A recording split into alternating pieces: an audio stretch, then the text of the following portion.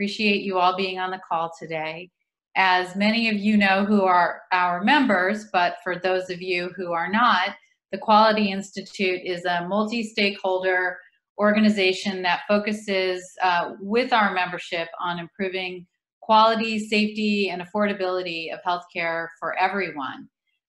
And in a public crisis like the one we are facing here today, we are learning a lot. We're learning about what we're ready for, and we're also learning about what we weren't ready for, and a lot of new things that we need to know. So we're all in this together, and the Quality Institute with our members is going to be providing webinars like this, as well as other materials and outreach on the things that we're hearing from you that that you need to successfully address this crisis.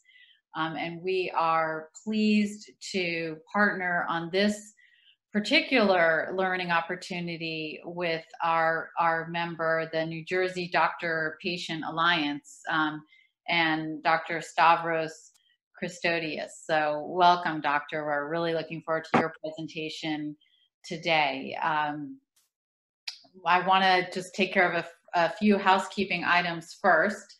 I want everyone to be aware that the webinar is being recorded. All of your phone lines will be muted for the duration of the program to limit background noise. If you have any questions, please put them into the chat box. We will be monitoring it, and we will have a lot of time for questions on the second half of the webinar, and we'll get to as many questions as possible.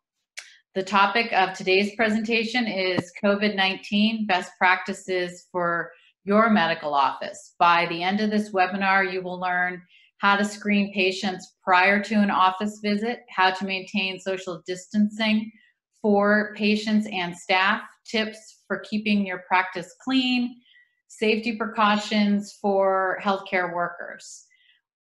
Please also be advised it's not the intention of this program or its speakers to provide specific clinical or legal advice. We're just providing the best practical advice, the best evidence advice on how to keep yourself, your patients, and your colleagues safe.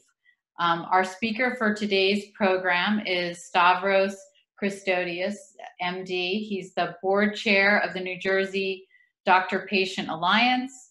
Dr. Christodius is a second-generation surgeon, is board certified in general surgery, and a fellow of the American College of Surgeons. He's been in practice for 7 years in Bergen County, which is unfortunately the epicenter of the COVID-19 crisis here in New Jersey. He founded Heritage Surgical Group in 2012 and is a two-time recipient of the New Jersey Monthly Top Doctors Award. His practice specializes in minimally invasive surgery with a focus on abdominal wall hernias. Welcome, Stavros. Thank you for joining us. We're gonna get right to it with your presentation. You put together through the Doctor-Patient Alliance some very practical guidance, which we have already passed on to many of our members. For better or worse, some of them are able to provide some care through telehealth, but oftentimes they still have to keep their practices open. They're still interacting with patients, providing important care. They want to make sure how to do so in the best, safest way possible. And luckily, you're here to provide that guidance to them. So thank you, and I'll turn it over to you at this point. And again, for those who are listening in, please put your questions in the chat box, and we'll have plenty of time for questions. Thank you. Linda, thank you so much. I appreciate you guys having me here. I just want to, first of all, extend my thanks to the Institute for putting this together. You know, our background at the DPA, just a little brief intro on what the New Jersey Doctor-Patient Alliance is that we're a group of, I'd say about 400 independent surgeons in the state, and doctors and physicians and every healthcare professional really you can think of that are all independent, kind of trying to be a bit of a watchdog for healthcare quality in the state, making sure that bureaucracy and big, huge business interests aren't making healthcare determinations for patients. Some of that involved billing, some of that involves restrictive covenants and trying to get rid of them in the state and trying to preserve our population of doctors in the state. But overall, I will say our leadership is very young and very active. I think the oldest member of our leadership is 50. You might be mad at me for saying that, but these guidelines, or the genesis of these guidelines, was kind of from the void or the vacuum of any real action we felt going on in the state, that a lot of people weren't being given good. That's a good question. I'll get to that too. That a lot of people weren't being given really direct practical guidance to both hospitals, surgery centers, and doctors' offices in terms of clinical terms. What I think was sad is that every single headline for the first week was about insurance and about money and about not practical. It was about it was a 10,000 foot high viewpoint, but the one on the ground was missing. And we kind of set out to educate ourselves and consult with our colleagues in ID and say, all right, we're going to, in record speed, we want to figure out everything there is to know about the virus, learn everything we can from Italy and China that we can, and try to extrapolate how to prevent or mitigate some of the risk of patients and doctors interacting. What we recognize is that, something that needs to be said is that not every interaction between a doctor and a patient between now and the end of this epidemic are going to be about COVID. There are people who are still getting heart attacks. There's still people who are getting angina. There's still people getting incarcerated hernias. There's still people getting gastritis and these other medical problems. And now you've thrown in that curveball that everybody wants to avoid the ER at all costs. I'm a general surgeon, right? But I've been in the hospital 16 times in the ER the last week, which is terrifying. And now the SAGES, or the laparoscopic surgeons body has kind of said, now instead of just considering bronchoscopy and colonoscopy to be aerosolizing procedures for the disease, the other laparoscopy, general surgery, is considered to be an aerosolizing procedure, and now you should have been wearing N95 masks all along. So it's terrifying. We're not getting the practical guidance in terms of what to think about this virus. So what I want to stress right now is that we are in our nascency in the terms of understanding this virus. These viruses need tests in labs. They need to do studies on the qualities and the actual ways this virus is passed on. We still don't even know if this is aerosolized like measles or aerosolized like Ebola, or the common cold. You can tell how infectious something is by what the value that they call the R naught. And they thought initially this was an R naught of 2. In other words, every one person with the virus would infect 2 people. Measles is R naught of 12 to 16, I believe. And smallpox is up there at 8. The way this is spreading, I don't believe it's 2. I don't. They extrapolated 2, saying, well, we're going to assume that it's the same as the other coronavirus. I don't think that this virus has, as it's traveled around the world from China, kind of veered off course here. It's all way off script here in the United States. It's infecting way younger, causing a lot more critical illness in a lot younger people. And it seems to be a lot more infectious than it was over there. So what we're trying to do is actually take this information and create these practical policies and procedures for your medical office. So I think that in talking about both these procedures, I want to talk a little bit about the traits of the virus that we built these around and why people need to understand what we're doing here, and add 2 more that we didn't put on here yet that we're revising this with. The first and most important thing is the patient screening. Up top, there it is. The most important thing is screening.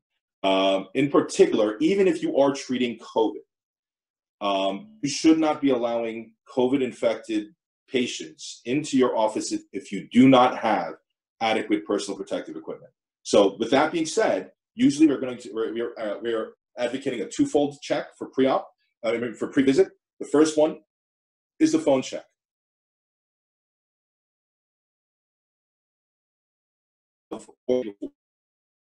Any recent travel and the exposures. So you ask them to check their temperature then and the morning visit and instruct them ahead of time. Listen, before you leave your home, check your temperature at home if you're able to. If you get a temperature over 100,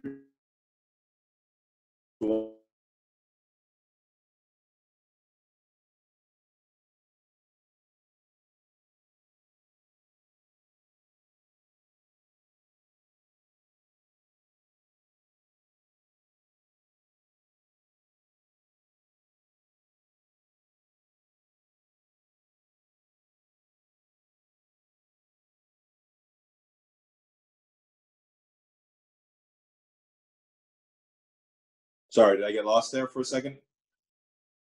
Hello? Are we there? Are we good? You guys Yeah, see me? Stavros, your audio was having some difficulty. So I think if you could start with the first step, the screening for fever. Yeah, I'll try to do that. Thank you. Can you see me? Are you guys good? You guys can see this? Yeah. Okay. So the first thing about screening is starting with the phone screening process first. Do not let them, you'd much rather not find out they're febrile or coughing ahead of time. I mean, when they get there, you'd rather do it on the phone way ahead of time. Once they get there, the important part is to actually check temperature there if you can. We prefer to have the infrared non-touch thermometers. If you have to, the next step up would be the Tempodot thermometers that are disposable, and then asking them to throw it away themselves. Do not take it from them. And then third is using the actual reusable, the either ear or the temple thermometers that touch. Just make sure you wipe that down and you're using gloves whenever you use that. The recent travel. To be honest, this disease is moving so fast. This question has become almost obsolete. When we wrote these, a lot of the initial cases were people who traveled, but it's all community spread now. I'd say that the actual travel, travel shouldn't just be from to China to here. Now it's travel from Teaneck, New Jersey, with the epicenter, or Bergenfield, or these epicenter towns in New Jersey, to here.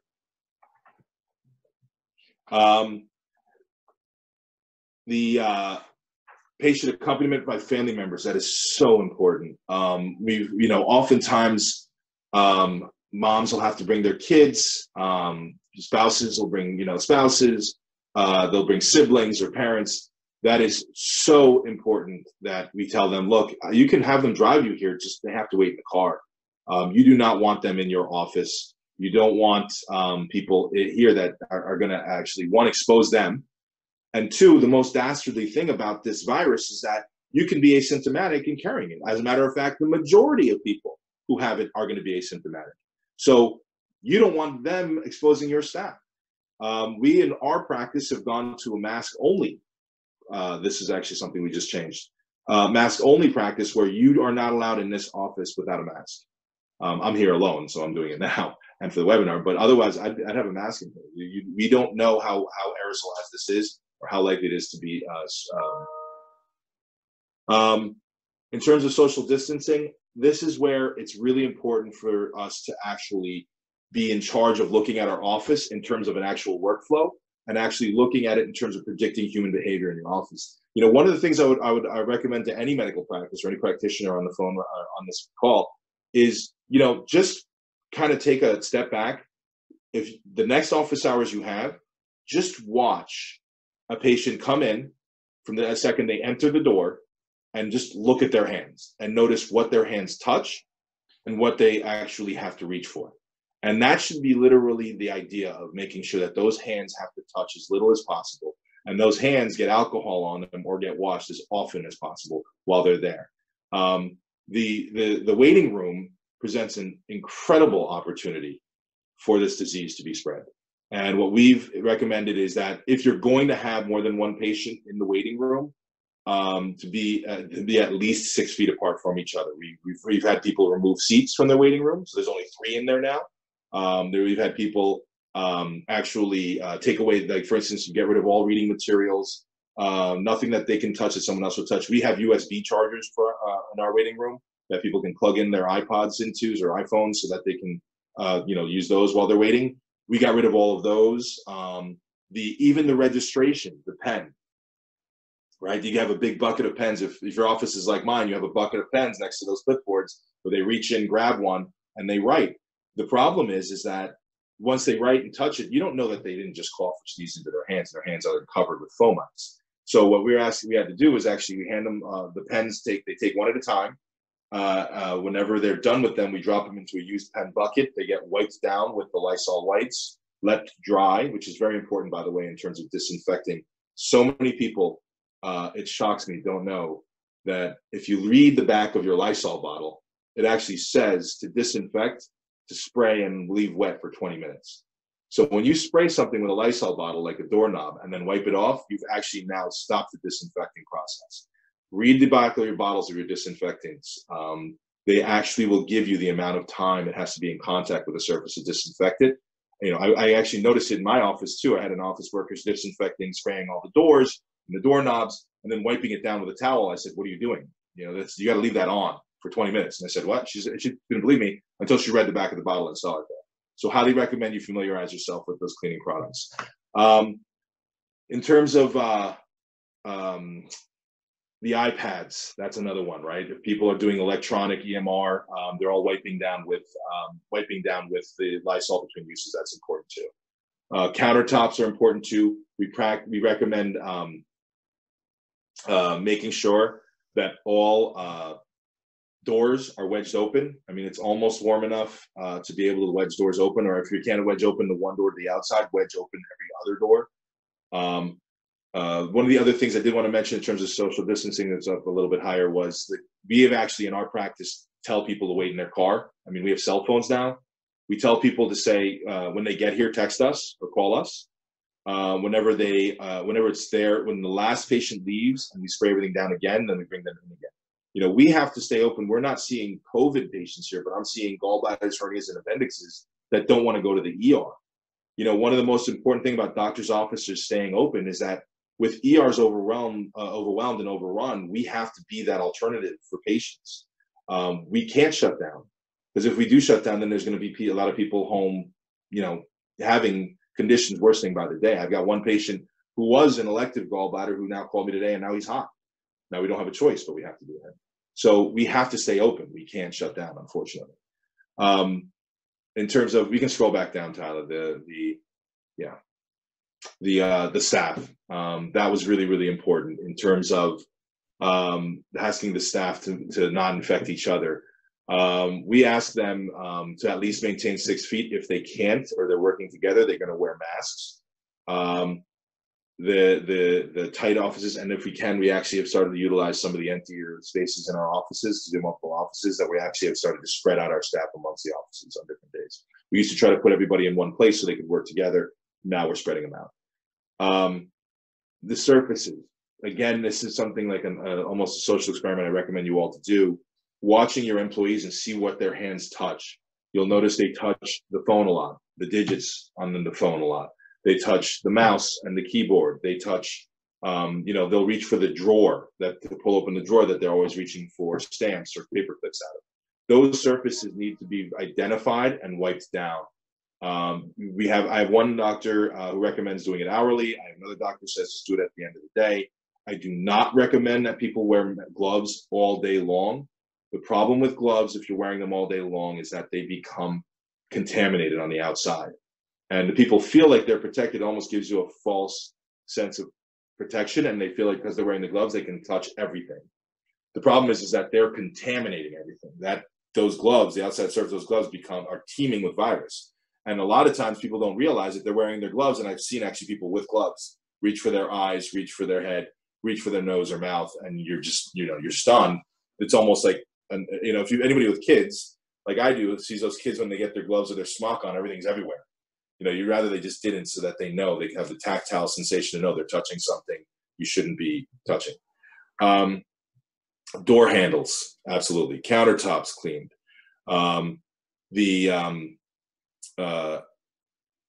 The exam rooms is what we absolutely think must be wiped down and cleaned after every patient visit, every patient encounter. Again, added to this is masks at all times, both patients and doctor if you can. What we'd like to add in terms of the actual bathrooms and staff bathrooms and patient bathrooms, what they recently discovered since drafting of this is that it's passed by the oral fecal route. So feces can spread COVID. Anybody, I don't know if a lot of you remember that study in terms of flushing toilets can actually create a spray from the toilet for 6 feet and contaminate surfaces with E. coli and bacteria. The virus is no different. The virus is actually easier aerosolized by that. What we're advocating is we're not telling people to not go number 2, but we do advocate people close the toilet lid if they're going to flush the toilet, always. Even if they're not having a bowel movement, there still can be residual virus in that toilet. You can flush the toilet, aerosolize the virus. We recommend people leave the fan on in their bathroom and keep a negative pressure in there at all times. And actually, and like I said, I mean, this is one of the ways that I think the virus can spread unaccounted for, is that. Face masks, again, the patients and doctors and employees should all be in face masks. We don't want them. The face mask, most importantly, not the N95s, will prevent you from spraying virus. You spray virus violently during sneezes and coughs, but you also create the steady stream of virus when you're talking. So the mask actually gets in front of it. I know a lot of people are right now talking about cloth masks. The cloth masks are important to understand that they are better than nothing. Okay, they actually stop about 10% of the virus from coming out. Surgical masks stop between 45 to 70%, depending on which standard you use. And N95 masks stop, just as I said, 95% of the virus from going into the mask. So that the N95 is the ultimate. We've been very, very lucky in this office. We actually got a supply. So I actually asked staff and doctors to always wear N95s. And we have to ask patients to put regular surgical masks on here. You can scroll down a little, Tyler. The temperatures, very important. We talked about this earlier in terms of the thermometers. We don't want to, you prefer to take somebody's temperature without contacting them. If you have the infrared thermometers and you're lucky enough to have those, I think they're going on Amazon now for like $200, another thing that's been price gouged. If not that, the Tempadot, I don't know if you have the Tempadots, the little plastic ones, it's a little square. It's got the dots in it that change color with temperature. That one is disposable. You can hand it to them, ask them to throw it away whenever they're done with it. And again, the most important thing in terms of washing hands, I can't tell you enough. I've actually done experiments with people. I'll tell them to wash hands, and I'll actually tell them, how long do you think that was? That was 20 seconds. I'm like, it's 6. That was 6 seconds. You need to actually use a clock or a watch, if you can, on the signs next to every sink and say, look at the clock, count to 20. Your life might depend on it. So please do 20 seconds of hand washing. I've been telling people 30 seconds because I think that'll get them to 15. Please get to 20 seconds. The break room cleanliness. Now, this is a big one. I think at the outbreaks that we're seeing at the employers are probably break room related. People aren't realizing if you go into a break room and watch a handful of employees in that break room, every single person is going to touch that button to the Keurig machine. Every single button is going to handle that condiment dispenser for the sugar. Everybody's going to reach and grab for the refrigerator door handle. And what we expect is if you're going to have a shared break room still, get rid of the condiments, the sugar thing, go to sugar packets. I know it's not earth friendly or environmental friendly, but it's what's necessary right now. People shouldn't be handling the same thing. And we started with a policy of wipe it down when you're done, which is not really that reliable. Now we're telling everybody wipe it down before you use it. If you ask people to wipe it down when you're done, one person forgets, the other person pays for it. If you have everybody wipe it down before you use it, the person who forgets to wipe it down is the one who pays for it. So that generally helps with compliance.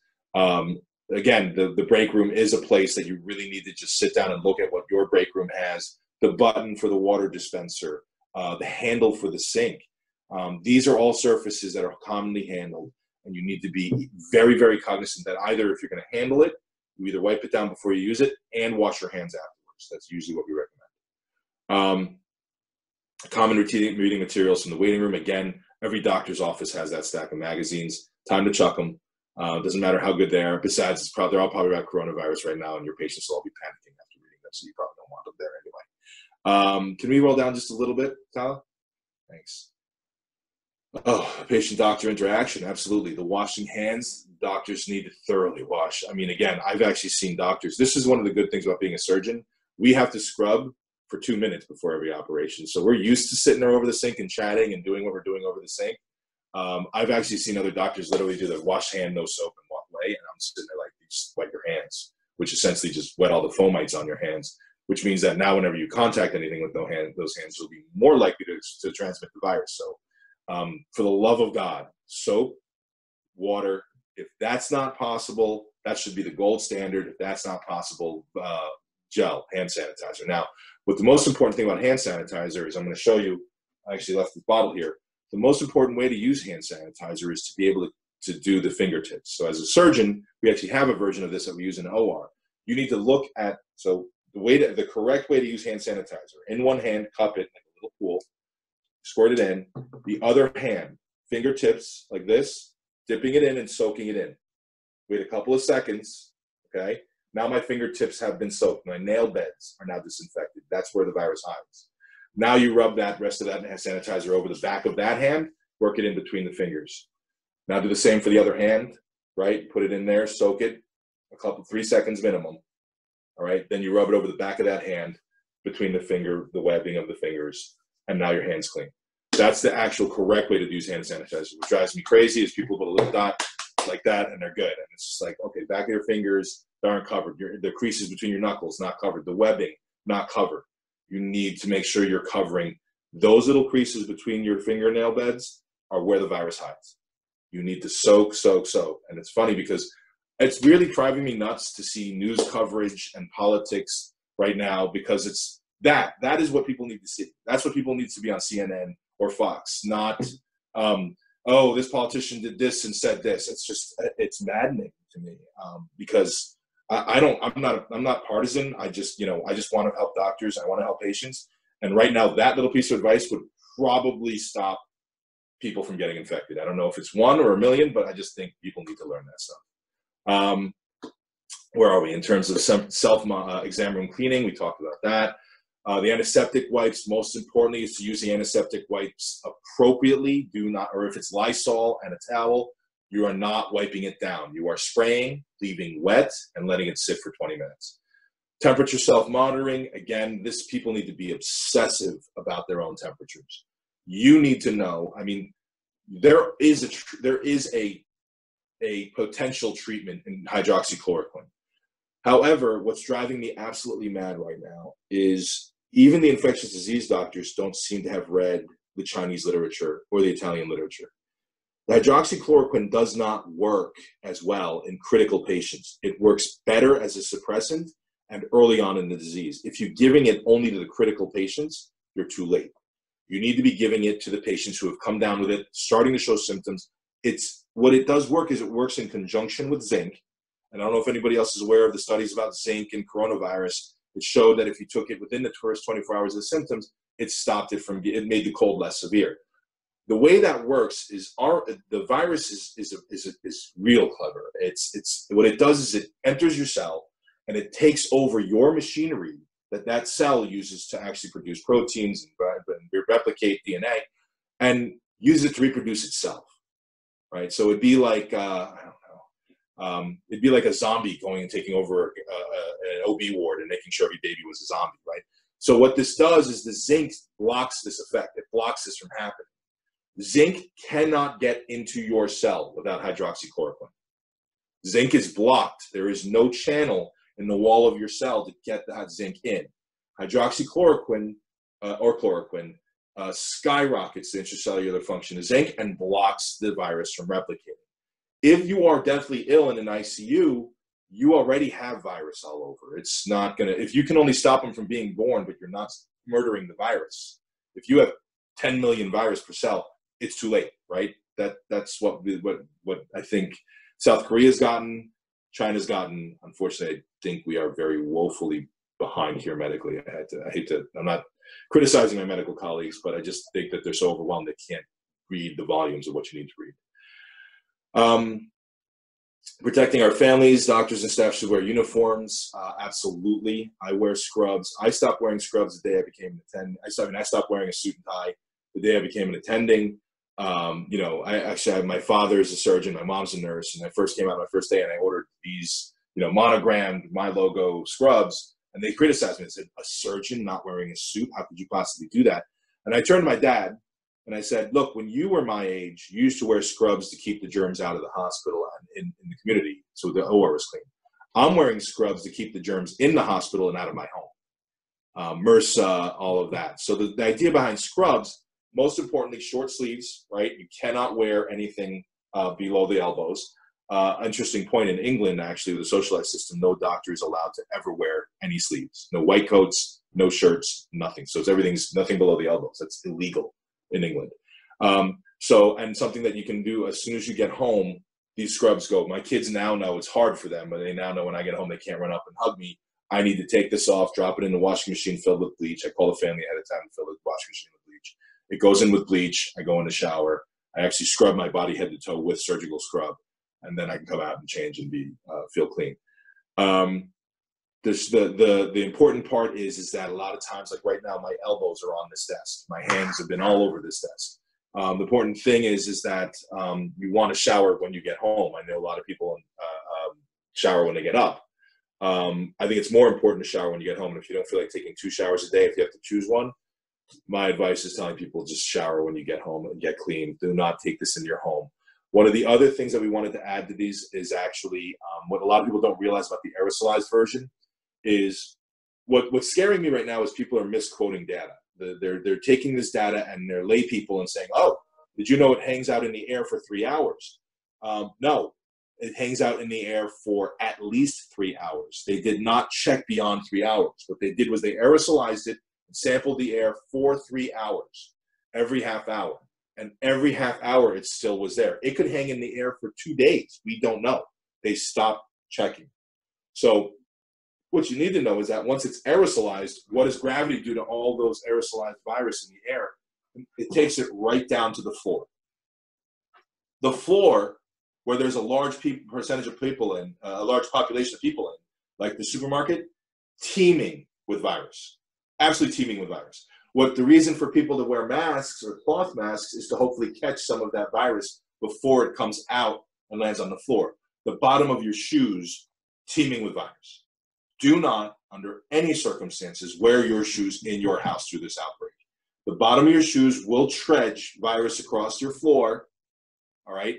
And if you have kids who like to run and play on the floor, I have a 4-year-old at home, going to be 4-year-old at home, a 6-year-old and an 8-year-old. They're on the floor all the time. That floor needs to, 1, be cleaned, and 2, you need to make sure you don't contaminate it with shoes. One of the things that actually I read from China that they did, which is really brilliant, they took those little boot trays, things that are like this thin, that are meant for the winter boots that are covered in snow to catch all the water, and they filled it with a couple of millimeters of bleach. And anybody who walks in the house puts their feet in that, leaves their shoes in that, or if they're going to bring the shoes into the home, they step in that really quick, then they step on the doormat and leave the shoes there. So just realize that the floor, while you might say it's, the people aren't coughing on the floor, yes, gravity's bringing those virus, aerosolized droplets down onto the ground and leaving that surface. Now, Linda, do you want to go? I think that's it, right? Are we done? Yeah, we have over 105 participants and lots of questions already in the chat box and the Q&A. So thank you, Doctor, for all of that advice. I have a couple questions for you that I want to make sure that I'm able to ask you, and then let's go to the audience participation questions. So all good intentions. You want your patients to call. You've told them that. What happens when, as it will, a patient just shows up, just walks in? What should you do? It's hard to. But what we do is we check their temperature the way we described, preferably by distancing. The person taking the temperature is wearing a mask, preferably N95 if you have it. They're hard to get. You check the temperature, and if they're febrile, we do not bring them home. We do not bring them in. We ask them to go home, and we'll call them. The really important thing to know about this virus is they did these large population studies in China, and some of the symptoms of the virus, once you know the percentages, you kind of say, okay, well, 89 to 92% of patients have fevers, right? And you're shedding virus. Usually you don't shed virus up until the 12 hours before you show symptoms. So if you're checking their temperature, you have that 5-day window before the time they're inoculated to the time they're sick. And the last 12 hours before they get the fever is when they're going to actually be shedding virus. You have to pray you're not in that last 12-hour window. You check their temperature, and you know if they're afebrile, you're 10% chance that they're still carrying the virus. You still mask them, okay? And if they're showing the other symptoms that are really the huge red flags of this disease, that's where you need to really kind of say, do I need to if they're really sick or they're coughing, do I need to consider full PPE? Now, full PPE, gown, N95 mask, goggles, not glasses, goggles. The goggles must come back to your face, above and below, and the sides, because the virus is attracted to your hair, your eyebrows, your eyelashes. That's actually one of the #1 ways they said they contaminated in China. The healthcare workers were getting it in their eyelashes. They get home and they rub their eyes, because they've been up for 2 days. Now they've inoculated themselves. And the hair covering. If you do not have that in the office, I would not recommend seeing that patient in the office. So I'm glad you raised the issue about the personal protection equipment. Governor Murphy last night or yesterday just issued Executive Order 109, the purpose of which in large part is to preserve that PPE, to make sure that there's enough in the hospitals. So he's directed that to suspend all elective surgery or invasive procedures because of this shortage. But he's also told practices to try to do what you can in your practice if you have that PPE. So, maybe help unpack that EO a little bit. I know CMS also put together sort of a grid of priorities of what should be put off for now versus what can't wait that should be done. Could you help people sort through that? And I just want folks on the line to know that we are going to be sharing links to all of those documents, so that they can read them themselves as well. Yes, the executive order was really actually, we've been begging for it. I've been begging for it and calling for it for 2 weeks. The problem is that what people aren't realizing is that our supply chain was not hit because of this virus. Our supply chain was hit 2.5 months ago whenever China got hit. So I was being told at one of my hospitals, we might have to start canceling your elective surgeries in 2 weeks because we don't have enough gowns for you. Because they also got hit with a recall. A lot of gowns ended up being contaminated. So it was a disaster already. It really could not have hit at a worse time, our supply chain. So there are patients who are, this virus, the first thing I said today was, this virus is not going to stop people from getting appendicitis or perforated colons or dead bowel or heart attacks and needing a heart bypass or, any other emergency, a bleeding ovarian cyst, things that are life-threatening, a ruptured AAA, they still have to go. Now, the hospitals, if they don't have the gowns to do those surgeries because the surgery centers are still up and running doing elective hernias, that's a problem. I understand. And so this order was really, it was an excellent way to say, look, we know you guys have PPE at the surgery centers. We're going to have to commandeer that PPE, borrow it for the hospital that still needs to do emergency surgeries. You guys should not be doing a breast augmentation when somebody's begging, borrowing, and stealing for a mask or a gown, OR, for a life-threatening condition. So it's reallocation of materials. I absolutely get that. And it's really what we needed in a time like this for a very limited, perfect storm moment of the shortage of PPE. For the offices that he's saying, do your best what you have.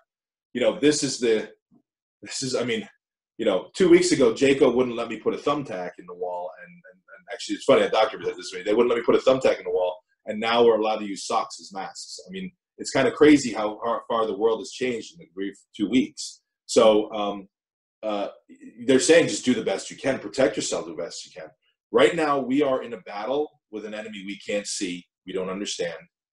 I tell everybody, I said, to give you some perspective, 100 years ago, when somebody told you could take penicillin and treat and treat infection, they were like, are you crazy? We have leeches.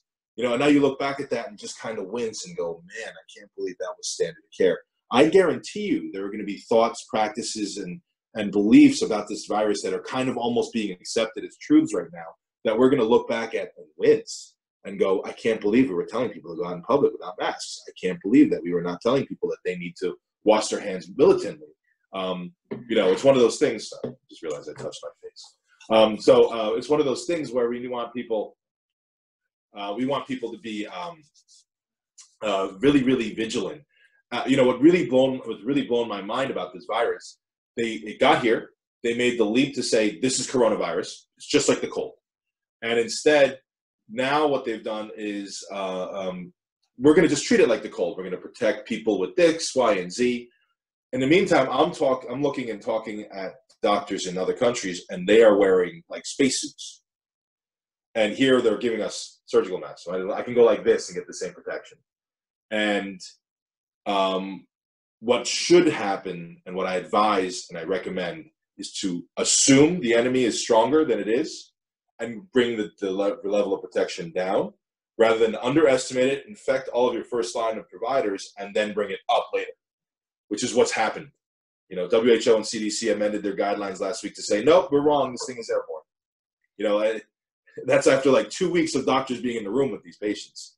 And I think we're going to lose. I mean, I can't even tell you how many doctors I know are positive or waiting their tests. Somebody in my household too. Yeah, sorry. So let's go to Tyler now for the questions that are in the Q&A box. Great, thanks, Linda. So we got a lot of really great questions already. I'm just going to start with the first one I see here. I've heard this a lot. Are NSAIDs or Advil contraindicated with COVID-19? The WHO and the CDC, after initial statements saying, no, we don't know that yet, now have come around and said, yes, if you need to avoid Advil or NSAIDs as much as possible. The idea, the mechanism, it does make sense. It's medically feasible that this does worsen your risk. So the receptors it binds is called an ACE receptor, right? Anybody who's a doctor can tell you they're one of the most ubiquitously known receptors, because one of the most commonly known blood pressure medications work on or around that receptor. Either one's a blocker, an ACE receptor blocker, or an ACE inhibitor is a converting enzyme that actually involves whether or not something's going to bind to it. It is involved with your blood pressure regulation, really your volume regulation, your blood volume regulation. It's present, lungs, heart, kidney, intestines, and liver. All of the side effects of this virus involve derangement and dysfunction of those organs. And the reason that they're finding that this virus is so deadly is that it's binding the receptors in the heart. It causes infection in the heart, and once it does, people are usually not surviving more than 24 hours. So people are going from healthy and 30 years old to total heart failure in 24 hours once it attaches your heart. NSAIDs causes your body to upregulate those receptors. So you have more of them. So in other words, the virus now has more cells to bind to, has more receptors, and makes you more permeable. So it makes sense. What's interesting is that there's another medication called ARBs, ACE receptor blockers, that for blood pressure that everybody's on. If you're on a medication called sartan, valsartan, losartan, those block the receptor, and we've got two competing schools of thought. We've got some doctors saying they could be a treatment. You should be giving these to everybody. They block the receptor. And if that means the virus can't get in. Then you have the other school of thought telling people, well, if you give them the ARBs, you upregulate the receptors too, just like the NSAIDs. So they're saying, one, it can cause you to die sicker. And another one's saying, oh, it's going to protect you and you won't get sick. And what has happened is that most of the cardiology bodies right now are kind of laid in the middle and said, look, until we get definitive advice one way or the other, we do not advise you to stop taking your blood pressure medication. So the European Cardiology Association, I don't believe the US has caught on yet, but they're also not engaged with it as long, have come out with guidelines that said, do not stop taking your ACE inhibitors.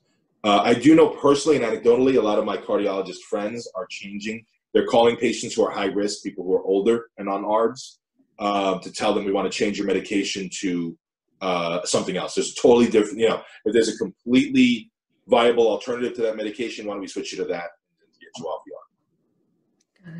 Got it. And so I'll just mention now too, for folks that are on, type your questions into the chat box. We'll get to as many as we can before the hour is up. And if we can't get to some, we'll try and get to you afterward when we do our resource roundup for everybody. So next one also from Anita, do patients with COVID-19 develop antibodies that may be used to treat other patients? That's been used in China with some experimental success. The problem on that success is the scalability.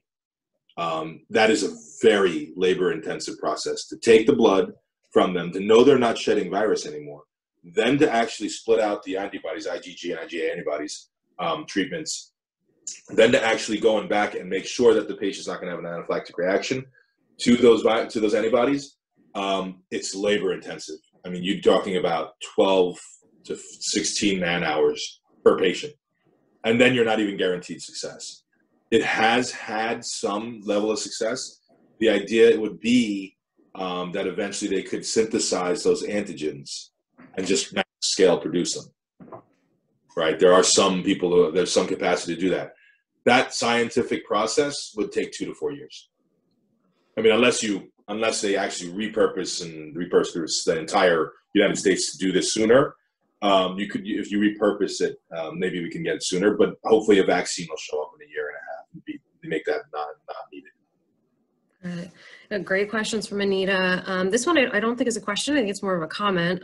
But interesting nonetheless. My practice does home visits. Our main concern is protecting our homebound, frail, and elderly patients. We do not want them to end up getting sick and going to the hospital. This particular woman's patient or team is calling through their patients and providing them with medical care they deserve so that they don't feel abandoned. And I think to that point, we certainly have a number of home health organizations within our membership. So I think that's probably an issue that we'll talk about quite a bit over the next couple of weeks.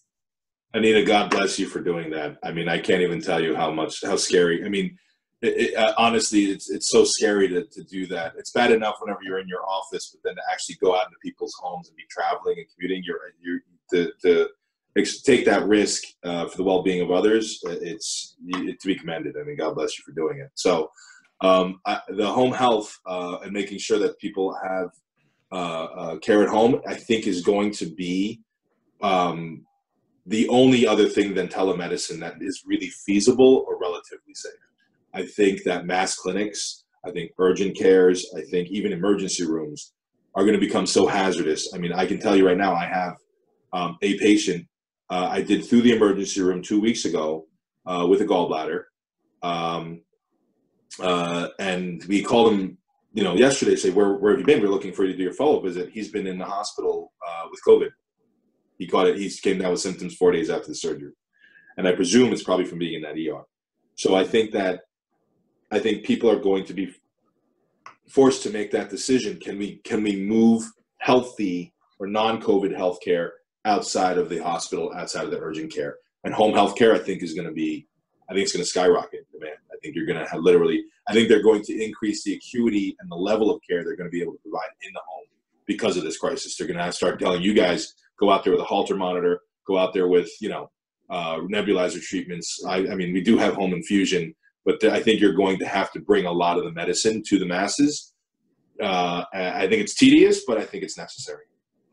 Absolutely. And I think one of the things maybe we'll share with our resource guide after this is an article written by Dr. Landers from VNA Health Group. I think it was really interesting about the evolving home and health care. Last here, can you talk about, this is a new one that I've seen, can you talk about the loss of smell and taste as telltale signs? I think I saw it as folks being carriers for COVID, or maybe one of the first symptoms. No, actually, it's one of the last.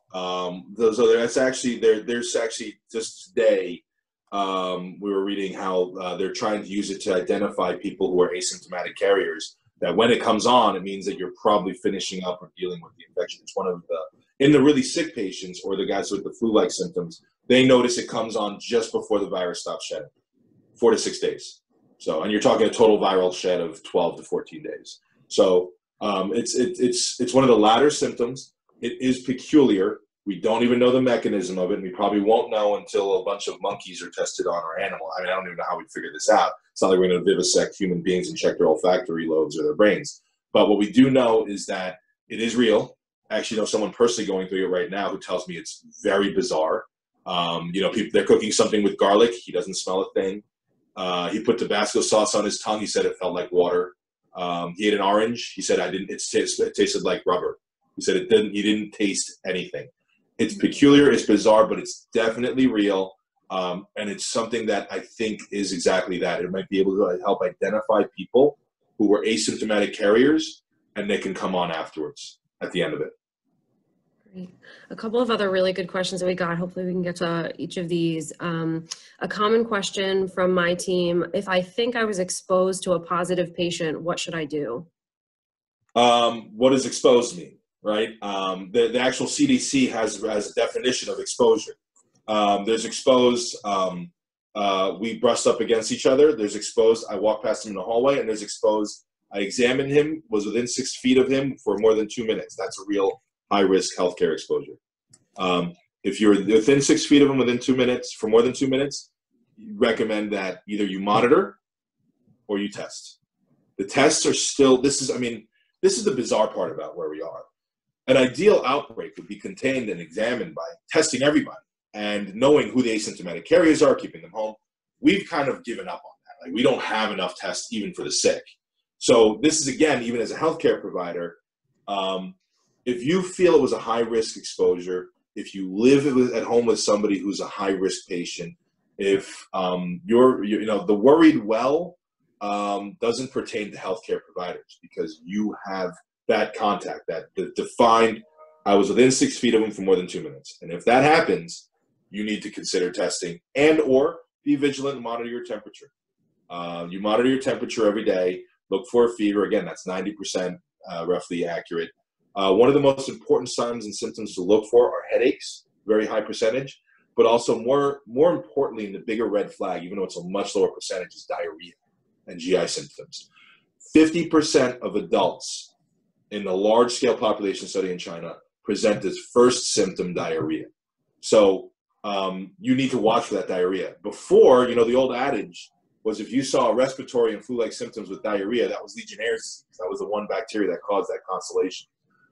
This is what the really, remember I told you about those receptors, the ACE receptors, right?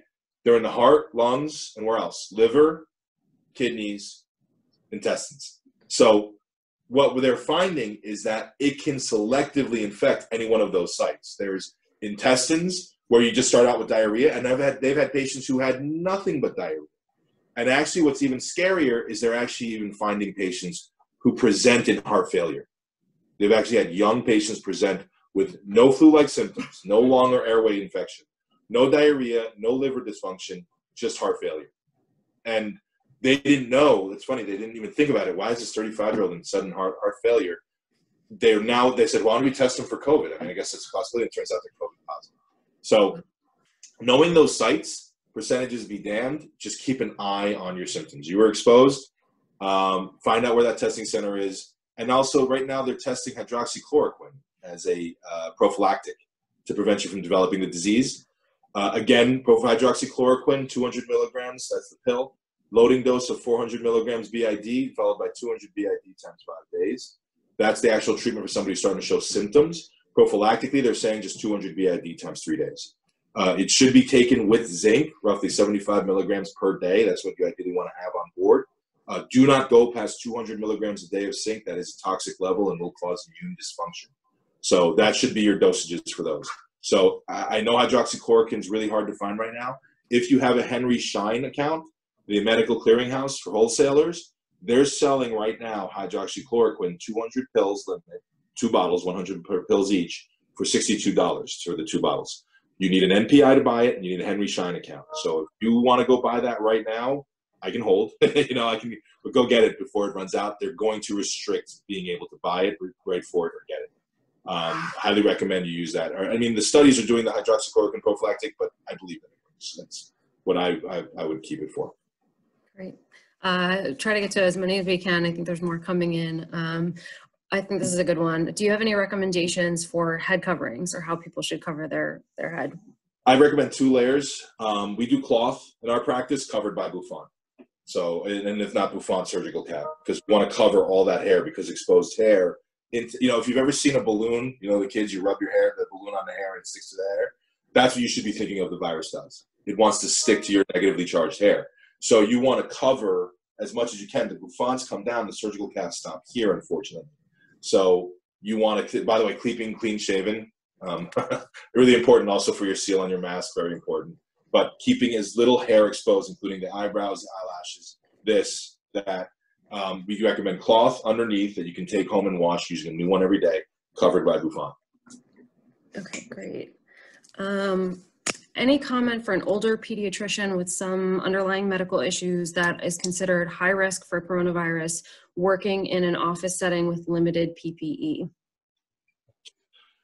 That's a hard one. You know, this is where I've been trying to tell our politicians for years that will listen. We need to start protecting our healthcare workforce. If you're high risk, I'm assuming because of age and your patient population, you know, the telehealth, use as much telehealth as possible. Make sure you distance and screen your patients just like we told you. I can't promise you're not going to get it. And I don't think anything I can say or do in this webinar can promise to anybody they're going to get it. What I can say is that it doesn't mean that we have to make it easy for the virus to get into our bodies. And using common sense in terms of making sure that you train yourself not to stick your finger in your face, and making sure that you keep people at a distance whenever you keep yourself safe when taking care of patients. I mean, I know it's a hard decision, and maybe I don't know if it's the difference if you're employed or you're self-employed. I know self-employed, it's a harder decision to just stop working and just take phone calls only. The other thing is if you're employed, you know, it's an easier decision because at least you're still going to be guaranteed a paycheck. But it's more importantly, I think it's the services. It's your duty to the community to stay open and keep treating patients. However, and this is a big however, be militant about screening yourself. Be militant about not exposing your patients. You might think you're doing good, but you don't realize it. There's a pediatrician up here in Bergen County who tested positive. His town is now the second highest infected in the state. He tested positive, had seen 164 pediatric patients in 2 days. And they're coming up positive like crazy. Wow. So you have to think about it being a two-way street that you do not want to start infecting patients.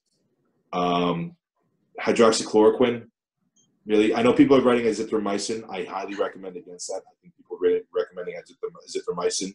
Did not take a deep dive into the cohorts of that study because it's a very small study. I think the last thing you want to do when you're fighting off COVID is to get C. diff. So I do not recommend azithromycin. I recommend hydroxychloroquine only, and zinc.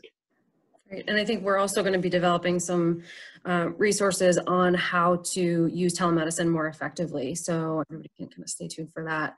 Last one, we'll try to get to this one quickly.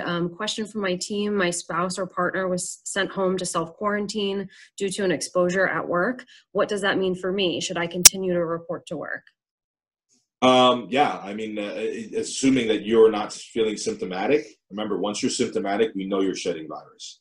So if you continue to be asymptomatic, and you have to really kind of catch those symptoms early by monitoring, self-checking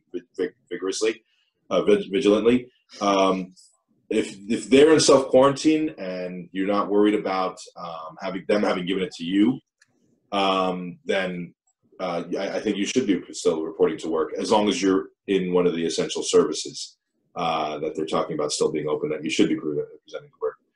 The importance right now of people reporting to work that are at least involved in fighting this, can't be overstressed. Cannot. If they stop showing up to work, our system collapses, and there will be people paying for it. Great.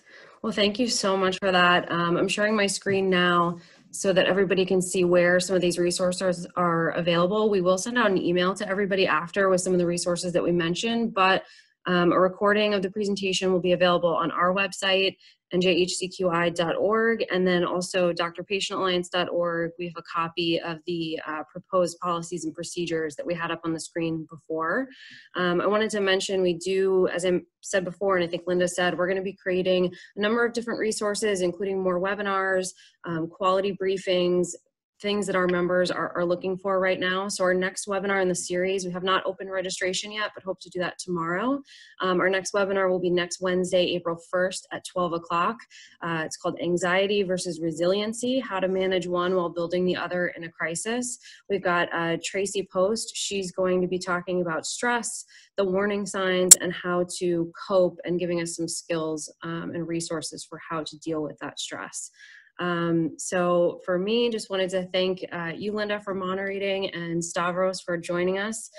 one of our newest members, the Doctor Patient Alliance, for helping us to put on this presentation today. So we really appreciate it, and we will get those resources out to everybody and try to answer more of your questions that I see are coming in. But that's all the time we have for today. So thanks everybody for joining us. I want to say thanks, guys. I really appreciate you guys inviting me to be on. I'm very, very honored. Thank you. And thank you, Doctor, and thank you really for all you're doing for your patients and being on the front line. We greatly appreciate it. So thank you. Thank you all for participating today. Great.